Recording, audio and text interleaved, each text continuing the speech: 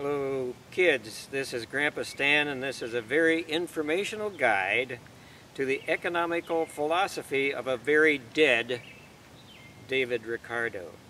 But first, let's step back in time and meet some of the other economists that influenced our late friend David. Here we observe the dead economists in their natural habitat, the Time Warp Bar, discussing and debating economic policies. First is the star of our show, the famous and completely straightforward David Ricardo, Member of Parliament, businessman, financer, speculator, stock trader, but more on him later. Next, the father of capitalism himself, Adam Smith. Simple name, simple idea, and big impact. Here sits Thomas Mathis, believer in the economic policy of rent and overpopulation-induced apocalypse spokesperson. Next to him, we see Paul Samuelson, who helped popularize the use of equations. Golly gee, that's a swell idea, Polly. What are we, 3? We can understand conclusions about your fancy pants mathematical tools. Oh, just because you're a genius doesn't mean we're also mathematically inclined. No, maybe it means you're dumb. Why, you English turd! You're going to pay for this. Let's take this outside.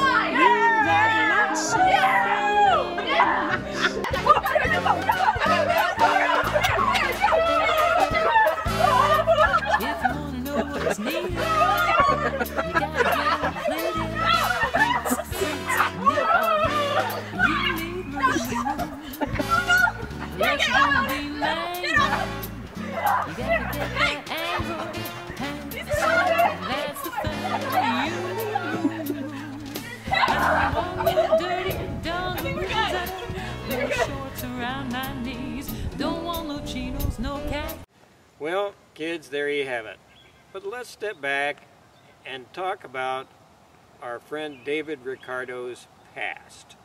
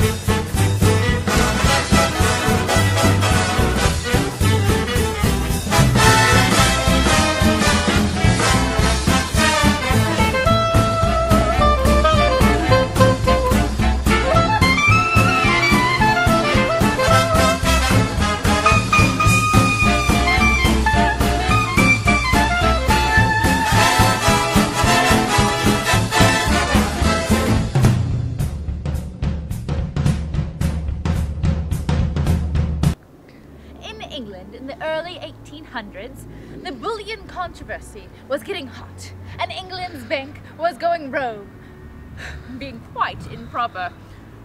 Ricardo first came to fame in 1809 when he wrote out against the Bank of England's habit of handing out banknotes. That's inflation. Ricardo then became quickly known as an early believer in the quantity theory of money. That's monetarism. This idea, known as monetarism, is the theory or practice of controlling the supply of money as the chief method of stabilizing the economy. One of Ricardo's most important ideas is the law of diminishing marginal returns. Observe how it works. Little Jane loves rice pudding. You can imagine her excitement when she sees the local vendor is selling unlimited rice pudding for only $1. She eats the first ice cream. She is euphoric. Second, happy. Third, getting a little tired of mushy, milky rice. Fourth, she's feeling like this is enough. Fifth, sixth, seventh, out. As you can tell, Jane's feeling about this unlimited rice pudding diminishes as she consumes more. The more she eats the rice pudding, the less happy she is, and the more the utility diminishes. At the end of the day, Jane is sick. Here, come quick! The countries of 19th century world are practicing Ricardian trading! All right, let's get this over with. Planes?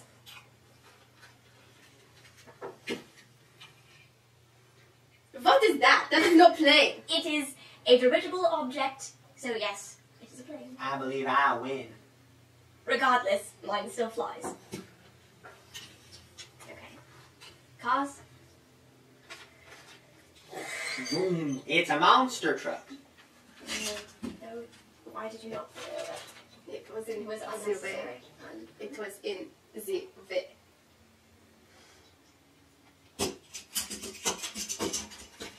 Okay then, let's see what you'll have for your boats. Well, that's a big boat. That's right, it is, isn't it? It's just all flashy and It comes with a horse and a laser gun. a horse. And a laser gun. And a laser gun. Do you have a laser gun? No, I have a floating device. Much better than your stupid boat. It falls over. Mine may fall over, but at least it's equipped for more than 2 days at sea. My boat. I think it just sunk. Okay, let's just do this trade. You know, I don't want to be here, but we do have to do this. Alright, so I would like your plane. No, I want the plane. Take my cars. They are so much better than yours. Okay, fine, I'll concede. Take my boat. You cannot take cars. Notice how one completely different item can be traded for another, bringing profit to both parties. Oh my! How fascinating! You cannot make boats. I have a boat now. Barely. I will trade you my boat for your plane. This was so sad. That's a deal. Oh my god. What a peculiar trade! Oh. I do not need boats, I'm landlocked. You don't need common sense apparently either. That's why I have guns. Let's just get this over with. Okay. The idea here, as pictured by our lovely demonstration of free trade, is called comparative advantage. Here is Marielle, expert of economics, to further explain this idea. As an expert, I can tell you about comparative advantage. Comparative advantage is when one party can produce a product in an efficient and low-cost manner and trade it with another party that cannot produce that product. That party has the comparative advantage over the other one because it can produce the product at a lower cost than anyone else. All in all, Mr. Ricardo's influence is what justifies the global economy. In his little world, trade between developing, modernized countries looked ideal. In ours, well, his ideas are the ones that encourage companies to outsource their work, leading to foreign workers working for lower wage. Companies like Foxconn would not have the impact they have today without David Ricardo. Thank you, sir. I always did enjoy a nice trade. For those interested, I'm a successful economist of 14 years. I also enjoy pina coladas, getting caught in the rain, and I sure do like making... That's all, folks, for this week. We'll see you next time. But Grandpa, I'm not done. Oh yeah, you're done. You're dead. How do you know? Well, you wouldn't be on the dead economist list if you weren't. And I was saying, I hope you enjoy today's programming. Tune in next week for the guide to rubber wood chips and why our female senators seem to so